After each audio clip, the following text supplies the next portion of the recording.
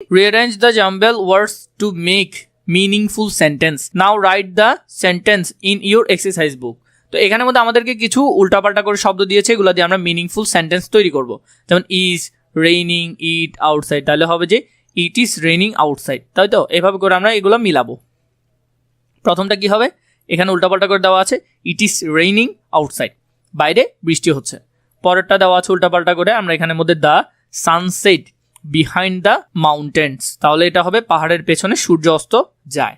এরপরে সি নাম্বারে যেটা দেওয়া আছে in the night the stars twinkle brightly, তাহলে এখানের মধ্যে হবে রাতের তারাগুলো উজ্জ্বলভাবে ঝিকমিক করে। Beautiful flowers bloom in the garden, বাগানে সুন্দর ফুল ফোটে, এটা দেওয়া আছে। ই নাম্বারে she is eating a banana for breakfast, সে নাস্তার জন্য একটি কলা খাচ্ছে। এফ নাম্বারে সেতু and Fatima, Setu and Fatima were late for the class, Setu Fatima ক্লাসে দেরি করেছিল। এরপর জি নাম্বারে দিয়েছে the little girl was very excited to visit the zoo, এখানে উল্টাপাল্টা আছে, নিচেগুলোর ঠিকটা দিয়েছে, অর্থও দিয়েছে উচ্চারণও দিয়েছে যাতে তোমাদের সুবিধা হয়।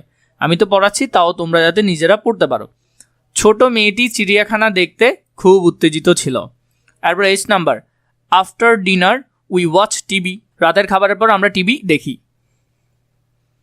আই নাম্বারে যেটা আছে my sister always shares her toys with me, আমার বোন সবসময় তার খেলনা আমার সাথে ভাগ করে। যে নাম্বারে যেটা আছে I like colourful painting picture, আমি রঙিন আঁকার ছবি পছন্দ করি।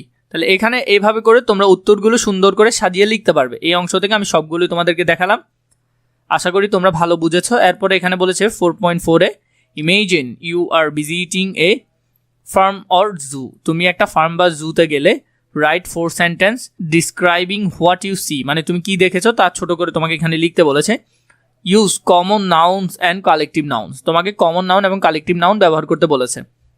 ইন ইউর সেন্টেন্স, তোমার যে বাক্য লিখবে সেটার মধ্যে কি বলেছে, কমন নাউন ব্যবহার করতে এবং কালেকটিভ নাউন ব্যবহার করতে।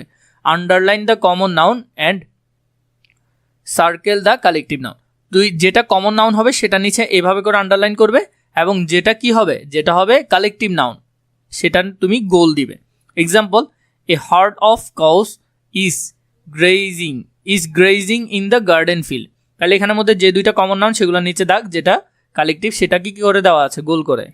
তো আমরা যদি এরকম 4টা সেন্টেন্স দেখি, যেমন এটা প্রথমটা করে দেওয়া আছে, পরে a flock of birds is flying over the trees, তাহলে এখানের মধ্যে এ ফ্লোক এটা গোল দাগ দিয়ে রাখবে।